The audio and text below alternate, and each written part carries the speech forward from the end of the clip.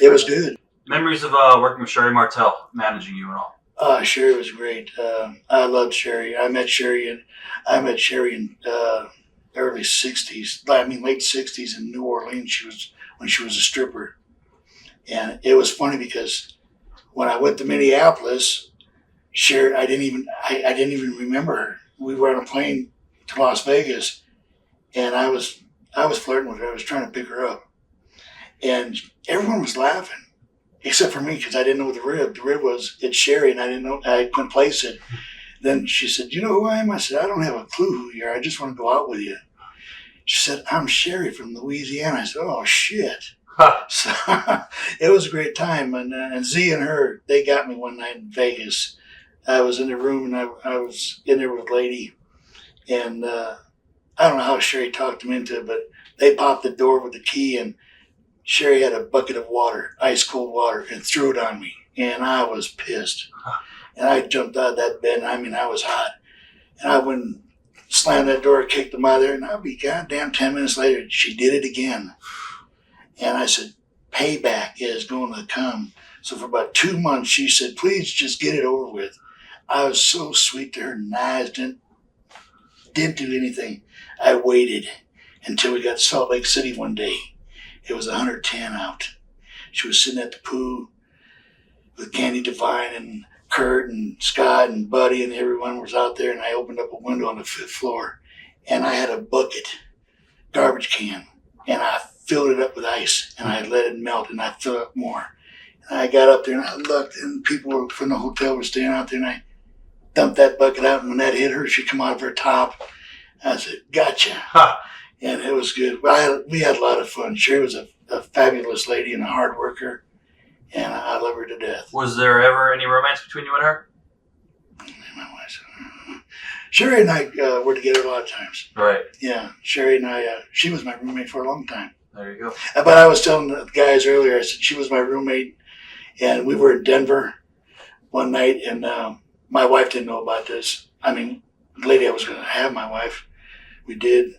But she called the hotel, and Sherri answered. I was in the shower, and Sherri answered the phone, and my old lady went ballistic. Huh. I said, who was that? That was your wife. I said, oh, shit. Huh.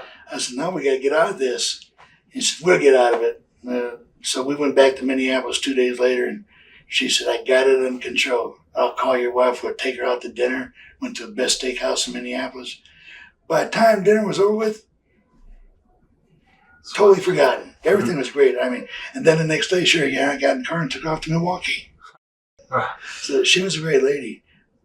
Memories of a young Scott Hall. Scott Hall. Whew, let me tell you, when Buddy and I would wrestle with Scott and Kurt, Buddy would never get in the ring first. That was my job, because Scott, he was hard. He was dangerous. His first punch, the first punch, he knocked my dick stiff. And then he would say, I'm sorry. I was like, fuck. Then Buddy would get in because first punch is over with. He's okay. But every night, I got the first punch. So I used to tell Scott and Trinity, I said, why don't you apologize now so when you hit me, you don't have to apologize. It became a good joke, but Scott was hard, but he learned. He was a good listener. He learned. Are you, I guess, saddened in a way to see what he's ended up to be in a way? Well, you know, the business is hard on a lot of people, and I have a lot of friends that's been hard on it. It's been hard on me. I did a lot of things that I wish I'd never done. It cost me a lot of money and destroyed a lot of things I was working for. But it was a learning experience, right? And everyone goes through it. Some worse than others. What are your memories of a young Curt Hennig? I grew up with his daddy, and Kurt was a young boy, and he was a talented athlete, gifted. He was so smooth and so talented, and his potential, you knew where he was going.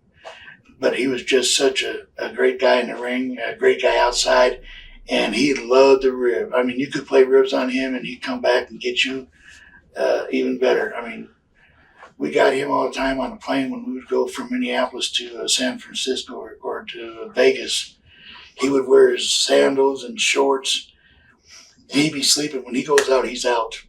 And the plane was full one trip, and we got Sherry's brightest red toenail polish, and we painted all his toenails bright red. And we're telling the people, shh, don't holler, don't laugh. And when we landed in Vegas, we got off that plane so fast, and he was waking up, and people were just laughing. He said, "What are you guys laughing about?" And he looked down and said, "They got me." And we would get him, and he get us back. Huh. He was good. Put locks on your bags and stuff.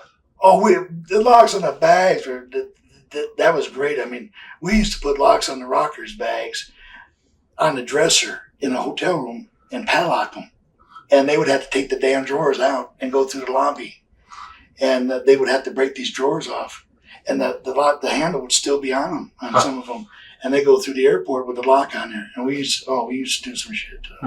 Watch thousands of exclusive shoot interviews right now on TitleMatchNetwork.com.